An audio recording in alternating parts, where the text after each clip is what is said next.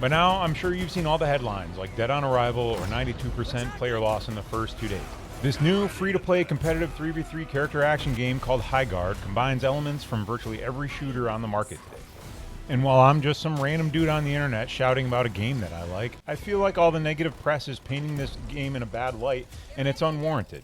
So I'm making this video to talk about it and maybe give people a reason to check it out instead of just follow the headlines. The point of the game is to work with your team to attack your opponent's stronghold to get their health down to 0.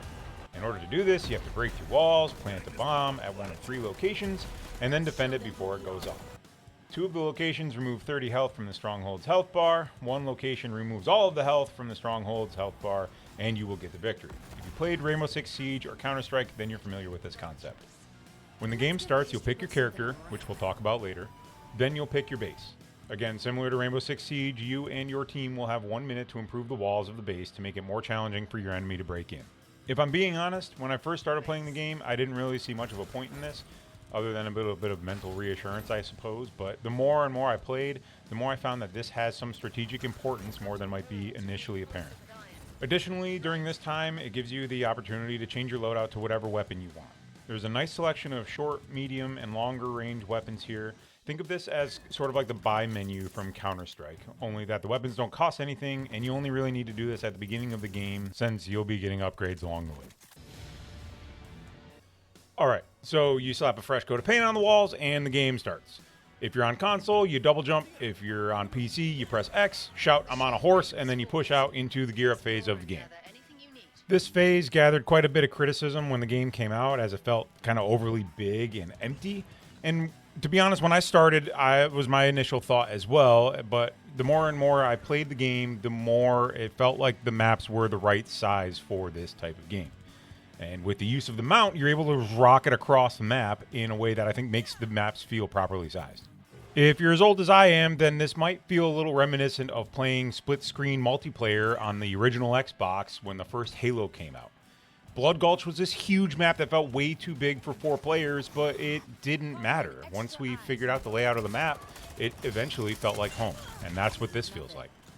In the gear up phase, this game does feel very similar to Apex Legends.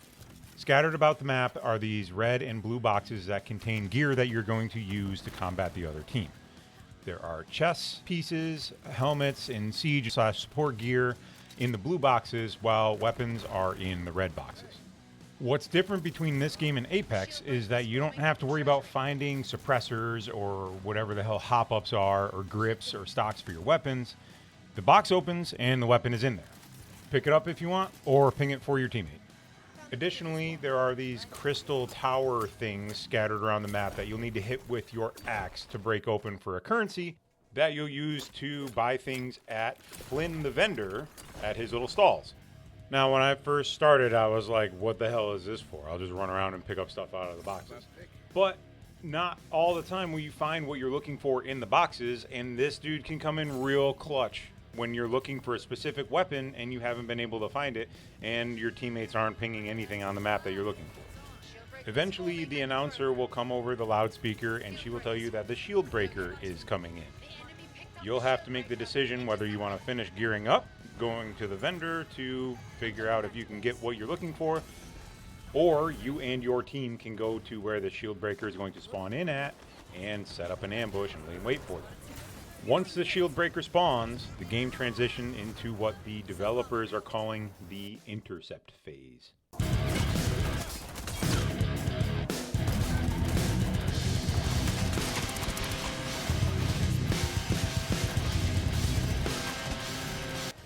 Now, I feel like this is a good place in the video to talk about how respawning and lives work in this game. You do not have to wait until the round is over or your team wipes to start a whole new game to be able to play again. By and large, when you die, you'll have to wait to respawn at your base. Or your teammate can revive you by running up and holding the revive button. They'll reach into your soul sphere and pull you out by your arm from whatever dimension that you've been sent to when you die. Eventually, though, there is a point in the intercept phase when overtime starts and respawning is locked. We're in extra time. Spawn's locked. If you die during overtime, then you are out until the end of the intercept phase, unless a teammate can resurrect you. This back and forth is what I feel makes this game unique from what's currently on the market. There's a whole lot of strategical nuance here that is outside the scope of this video, but you will probably see it if you stick with the game, and it'll start to show itself after a few matches. You can call it the intercept phase if you really want to, but to me this feels like a classic game of capture the flag. Only instead of a flag, it is a giant sword, and instead of bringing the flag back to your base, your goal is to bring said giant sword to the enemy base, ram it into the shield, and summon a siege engine. After the shield breaker busts open the shield of a stronghold, the raid phase begins.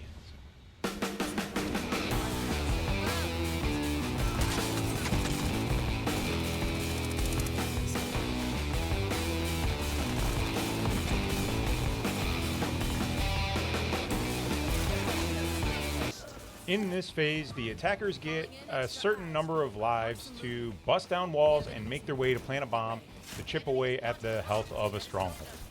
To break the walls, you'll use rockets, a sledgehammer, planted thumper charges, or character abilities. I spoke a bit about this at the top of the video, but this part of the game is just great. If you played Siege or Counter-Strike, this is similar, but it has its own special flair to it. The defenders lose 30 health when the raid phase starts, and 40 health per generator that gets blown up, unless the attackers can get the big magical stone at the back of the base. If the defenders are able to keep the attackers from blowing anything up during the raid, the attackers will lose 30 health points, and the game loop resets at the gear up phase with everybody back at their own base. The loop continues until one team's stronghold health reaches 0. Everything that I've said so far in this video is explained to you in the advanced tutorial video available at the end of a brief tutorial session that you'll have to do before you can play a match. It is, however, during this raid phase where the characters that you pick at the beginning of the game really show themselves. Now, from the outside looking in, you might just think this is another character action game where you get an ability or two and then an ultimate ability for every character. And while that is absolutely the case, most of these characters have ability that can fit the play style of whatever you are looking for. If you're that kind of elite gamer that likes to play aggressive and do lots of damage, you can pick Slade, who does fire damage abilities, or Atticus, who throws these bullshit lightning spears that deal area of effect chip damage to anyone in the area. If you prefer to play defensively, you can play as Una, who spawns these silly little forest wisp guys that throw grenades at enemies, or play as Kai, who can create annoying ass ice walls and turn into this frost giant that is hard to kill and slaps the shit out of anybody who comes close. If you're old like me and bad at shooting, but you still want to play this game, you can play as Condor, who uses her bird to highlight nearby enemies and drop smoke bombs that make it hard for the enemy to see. Mara can throw little shield balls to give a little bit of extra health to teammates and create a new spawn site anywhere on the map for her ultimate. If you're most interested in getting to bomb sites quickly, you can play as Scarlet, who can go stealth for a short amount of time and make a single wall passable for every other player. Or you can play as Redmayne, whose abilities revolve around tearing down walls and yelling a lot. No matter your play style when you play first-person shooters, I think there's something here for every player to have, and none of them feel so overpowered that you feel like you can't overcome them. It wouldn't be a very good defense video if I didn't directly talk about some of the criticisms that have been showing around, like game performance on PC, frequent crashes, game pacing, and the yawn of yet another character action shooter entering the market today. Performance for me has been locked at roughly 120 frames per second at all times, but I'm also on a bit of a higher end machine with a 14th generation Intel i9 processor and an RTX 5070, and I've got the game installed on a solid state hard drive. Get on my level, nerds. I'm sorry, that was a horrible thing to say. I'm joking. Anyway, I'm also not afraid to tune a game down a little bit to achieve a stable frame rate. I typically play every game at 1080p, and I don't need cinema quality graphics or individually rendered blades of grass to play a video game. So if you're like me, you might not have any issues here either. On day one, I also played this game on the PlayStation 5 before I played it on the PC, and I didn't have any issues with crashing or frame rates there either. In my roughly 11 hours of playing this game, I've experienced only one crash, and it was at the end of a match. And when I booted the game back up, I was greeted with the end of match screen that I would have gotten anyway. As an aside, it feels like the developers are working behind the scenes to improve performance without shouting about it, because every day feels like the gameplay is getting a little bit smoother. Lurking around the official Discord, there has been some outcry for in-game text chat that would help coordinate a little bit, I guess, and I can see that argument, but I feel like not having text chat in this game actually adds to the experience. The ping system works quite well for players communicating what they found and where they are going. The announcer does a very good job of letting everyone know what stage the game is at and what is happening on the map. And without a text chat, I don't have to read about what everyone's going to do to my mom after the game since I'm bad at shooting. And I don't have to ignore racial slurs that plague current gaming landscape. And let's be honest, everyone's chatting in Discord anyway, so I don't think you're losing anything without having text chat. So then what this game boils down to, I think, is the characters and the gameplay loop. I will say that when I first started, it was a bit stressful and I wasn't sure what was going on, but it was rewarding with me to stick with it and give it a try. The gameplay loop feels different than what's out there right now, and it's something new in a gaming landscape that, in my opinion, has felt a bit stale over the past several years. Look, I typically stay away from online games, shooters specifically, as I can't keep up with the kids anymore. They're just way too fast for me. In my youth, I played a lot of Counter-Strike and wore out several Xbox controllers playing Halo over the years.